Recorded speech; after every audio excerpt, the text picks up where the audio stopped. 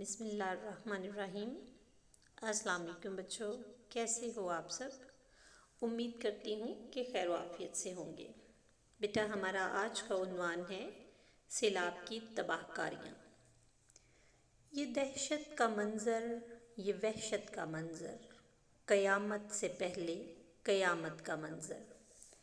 انسان کو بیٹا اس دنیا میں رہتے ہوئے بہت سی قدرتی آفات کا مقابلہ کرنا پڑتا ہے۔ مثلاً کبھی طوفان آتے ہیں تو کبھی آندھیاں آتی ہیں، کبھی زلزلے آتے ہیں تو کبھی سیلاب۔ اس طرح سے جب دریاؤں کا پانی معمول کی سطح سے بڑھ کر ارد گرد پھیل جائے تو اسے سیلاب کہتے ہیں۔ سیلاب زیادہ تر برسات کے موسم میں آتے ہیں کیونکہ اس دوران بارشیں زیادہ ہوتی ہیں اور دریاؤں کا پانی کناروں سے نکل کر اوپر آ جاتا ہے اور بہت تیز رفتاری سے بہتا ہے اور اتنے زور سے بہتا ہے کہ راستے میں آنے والی ہر چیز کو تباہ و برباد کر دیتا ہے۔ مکانات ہوں یا عمارات آنن فانن تہس نہس ہو جاتی ہیں۔ بقول شاعر، محسن غریب لوگ بھی تنکوں کا ڈھیر ہیں، محسن غریب لوگ بھی تنکوں کا ڈھیر ہیں، ملبے میں دب گئے کبھی پانی میں بہہ گئے۔ سیلاب آنے کے دو سبب ہیں، برف کا پگھلنا اور دوسرا بارشوں کے افراد۔ پہاڑوں پر برف پگھلنے سے ندی نالوں میں پانی کی بہتات ہو جاتی ہے اور پھر سیلاب آ جاتے ہیں۔ برسات کے موسم میں جب بارشیں حد سے زیادہ ہو جائیں اور دریاؤں میں پانی عام سطح سے بلند ہو جائے تو سیلاب کا سبب بنتی ہیں۔ بقول شاعر، جاری ہے ازل سے یہی قانون الہی، جاری ہے ازل سے یہی قانون الہی، بگڑتے ہیں اعمال تو آتی ہے تباہی۔ یعنی بیٹا ہمارے اعمال پہ بھی یہ منحصر ہوتا ہے کہ ہم کس طرح کے اعمال سر انجام دیتے ہیں اور اللہ تعالیٰ جواباً ہمارے ساتھ پھر ویسے ہی ہمارے ساتھ رویہ ہوتا ہے، جیسے ہم اعمال کرتے ہیں اس کا صلہ ہمیں ویسے ہی ملتا ہے۔ اچھے اعمال کا اچھا صلہ اور برے اعمال کا برا صلہ۔ اللہ تعالیٰ اپنے بندوں کو آزمائش اور امتحانات میں ڈالتا ہے تاکہ جان سکے کہ کون اس کا شکر گزار بندہ ہے اور کون ناشکری کرتا ہے۔ ارشاد باری تعالیٰ ہے، ہم تمہیں کچھ خوف، بھوک، مالوں کی کمی، جانوں اور پھلوں کی کمی سے ضرور آزمائیں گے اور صابروں کو خوشخبری دے دو۔ بقول شاعر، حادثات وقت ہم سے کر رہے ہیں ایک سوال، کس گھڑی ظرف بشر کا امتحان ہوتا ہے۔ بیٹا سیلاب کے آنے سے ہر طرف تباہی پھیل جاتی ہے، ہر انسان اس سے متاثر ہوتا ہے۔ سیلاب کے بہت سے نقصانات ہیں، یعنی جب سیلاب آتا ہے تو اس کا رخ چھوٹے چھوٹے دیہاتوں کی طرف موڑ دیا جاتا ہے اور پھر زیادہ تر دیہات چونکہ دریاؤں کے قریب واقع ہوتے ہیں اس لیے سب سے پہلے سیلاب جو ہوتے ہیں وہ دیہاتوں کی تباہی کا باعث بنتے ہیں۔ چونکہ دیہات دریاؤں کے قریب ہوتے ہیں اس لیے سیلاب کی وجہ سے کھڑی فصلیں تباہ ہو جاتی ہیں، ملکی پیداوار کو بھی نقصان ہوتا ہے اور برآمدات میں بھی کمی واقع ہو جاتی ہے جس سے ملکی استحکام کو شدید جھٹکا لگتا ہے۔ سیلاب سے سینکڑوں مویشی ہلاک ہو جاتے ہیں اور اس جو صرف ہمارے لیے جو ہے وہ کھانے پینے کے ہی کام نہیں آتے بلکہ ہماری جو ہے وہ کھیتی باڑی کے لیے بھی ہمارے کام آتے ہیں۔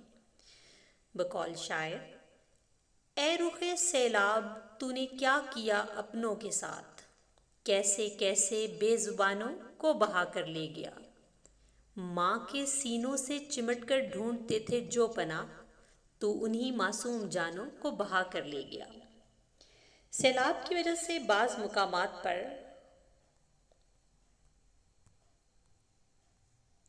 بہت زیادہ جو اس سے کیا ہوتا ہے کہ بیٹا انسانی جانیں جو ہیں وہ بھی ضائع ہو جاتی ہیں۔ وہ لوگ جو کل تک اپنے گھروں میں خوش و خرم زندگی گزار رہے تھے، نتیجہ یہ نکلتا ہے کہ لمحہ بھر میں وہ لقمہ اجل بن جاتے ہیں۔ بقول شاعر، بستیوں کے چاند تارے پانیوں میں بہہ گئے، زندگی کے خواب سارے پانیوں میں بہہ گئے، ان کے صدمے کو ادا الفاظ کر سکتے نہیں، جن کے جان و دل سے پیارے پانیوں میں بہہ گئے۔ سیلاب کا پانی بیٹا پھر آبادیوں تک پہنچ جاتا ہے۔ وہ لوگ جو پانی کی لہروں کا مقابلہ نہ کر سکتے تھے وہ گاؤں ہی میں رہ جاتے ہیں اور جان بچانے کے لیے مکانوں کی چھتوں پر چڑھ جاتے ہیں۔ گلیوں میں 5-5 فٹ پانی بہنے لگتا ہے اور ہر طرف پھر پانی ہی پانی نظر آتا ہے۔ زمین پر خشکی کا کوئی ٹکڑا نظر نہیں آتا۔ لوگ سامان اٹھائے محفوظ جگہیں تلاش کرتے ہیں۔ پانی کے زبردست ریلے آتے ہیں جو اپنے ساتھ ہر چیز کو بہا کر لے جاتے ہیں، اور ایسا معلوم ہوتا ہے کہ پانی کی موجیں جذبہ انتقام سے بپری ہوئی ہیں۔ سیلاب سے ریل کی پٹڑیاں اکھڑ جاتی ہیں، سڑکوں میں بڑے بڑے شگاف پڑ جاتے ہیں، بسوں اور ریل گاڑیوں کی آمد و رفت کا سلسلہ بھی معطل ہو جاتا ہے۔ شہروں میں دیہات سے آنے والی خوراک کی رسد بھی بند ہو جاتی ہے۔ دفاتر، تعلیمی ادارے سب بند ہو جاتے ہیں۔ کاروباری زندگی بہت بری طرح سے متاثر ہوتی ہے۔ یعنی سیلاب جو ہے وہ جو حالات چھوڑتے ہیں، گویا وہ شاعر کی نظر میں کچھ یوں اس کے الفاظ ہیں: دریا کے پانیوں کی بغاوت بھی دوستو، دریا کے پانیوں کی بغاوت بھی دوستو، سیلاب تو نہیں تھا قیامت تھی دوستو۔ سیلاب کے بیٹا جہاں بہت سے نقصانات ہوتے ہیں وہاں اس کے کچھ فوائد بھی ہیں، تاہم قدرت کے کام حکمت سے خالی نہیں ہوتے۔ سیلاب سے بیٹا جو فوائد ہیں ان میں پہلا تو یہ کہ سیلاب کی وجہ سے دریا بہت سی زرخیز مٹی میدانوں میں ڈال دیتے ہیں، جو وہ اپنے ساتھ لے کر آتے ہیں تو وہ میدانوں میں ڈال دیتے ہیں۔ وہ مٹی فصلوں کے لیے بہت مفید ثابت ہوتی ہے۔ دوسرا اس کا فائدہ کہ دریا اپنے ساتھ چند ایسی اشیاء بھی لے آتے ہیں جو انسانی ضروریات کے لیے مفید ثابت ہوتی ہیں۔ پاکستان میں بیٹا اب تک بہت مرتبہ سیلاب آ چکے ہیں، جن میں سے 1959 یعنی 1959، 1973 یعنی 1973، 1983 یعنی 1983، 1992 یعنی 1992 اور 2008 یعنی 2008، ان کے سیلاب جو تھے وہ بدترین سیلاب ہیں۔ یہ بربادی اس قدر برق رفتار، ہولناک اور المناک تھی کہ اس کے تصور سے ہی رونگٹے کھڑے ہو جاتے ہیں۔ بقول شاعر: کیوں نہ پھٹ جائے کلیجہ دیکھ کر بربادیاں، کیوں نہ پھٹ جائے کلیجہ دیکھ کر بربادیاں، ہو گئیں ویران ہائے خوبصورت وادیاں۔ بیٹا سیلاب کی تباہ کاریاں لامحدود ہیں۔ ملکی معیشت بری طرح متاثر ہوتی ہے اور ترقیاتی منصوبے ادھورے رہ جاتے ہیں۔ سیلاب سے بچانے کے لیے یعنی لوگوں کو محفوظ رکھنے کے لیے، لوگوں کو بچانے کے لیے حکومت مؤثر اقدامات کرتی ہے، جس میں لوگوں کو متاثرہ علاقوں سے محفوظ علاقوں میں پہنچایا جاتا ہے۔ سیلاب کے دوران ہمارے فوجی جوان بہترین خدمات سر انجام دیتے ہیں۔ یہ اپنے کندھوں اور کشتیوں پر سیلاب زدہ افراد کو محفوظ مقامات پر پہنچاتے ہیں، ان کی رہائش اور خوراک کا انتظام کرتے ہیں۔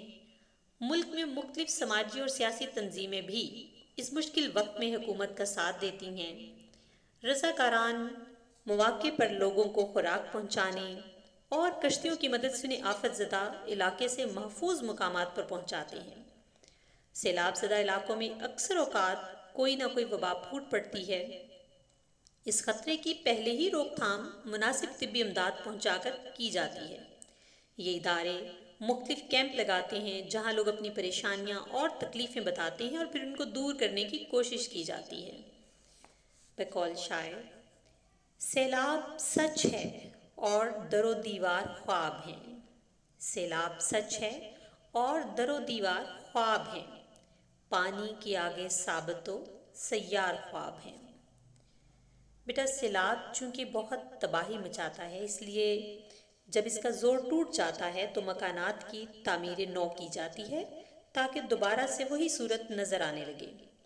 حکومت اس موقع پر کسانوں کو قرضے بھی دیتی ہے، مکانات اور عمارات کی مرمت کے لیے نقد رقم دی جاتی ہے، آمد و رفت کے ذرائع میں جو رکاوٹیں پیدا ہوتی ہیں ان کو دور کیا جاتا ہے۔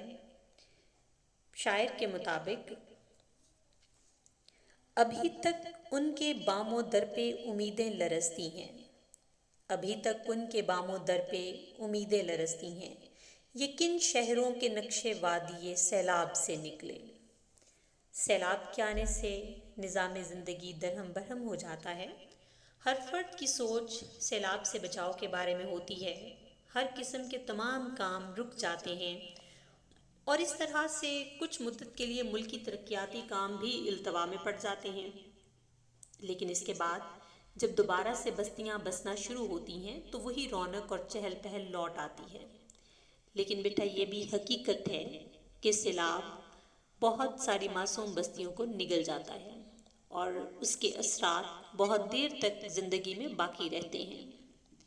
وہ شاعر نے کیا خوب کہا ہے، معصوم بستیوں کو سمندر نگل گیا، سیلاب کا بھی زور غریبوں پہ چل گیا، دریا بہا کے لے گیا گڑیا کا کل جہیز، افسوس بے بسی کے سمندر میں ڈھل گیا، چاول اناج دالیں مربے اچار گڑ، ایک سال کا تھا رزق جو پانی میں گر گیا، اے کاش جانور سبھی بن جاتے مچھلیاں، بے بس مویشی دیکھ کے پتھر پگھل گیا۔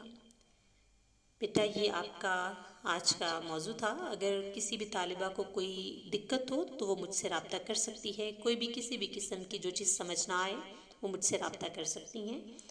آئندہ تک کے لیے اللہ حافظ۔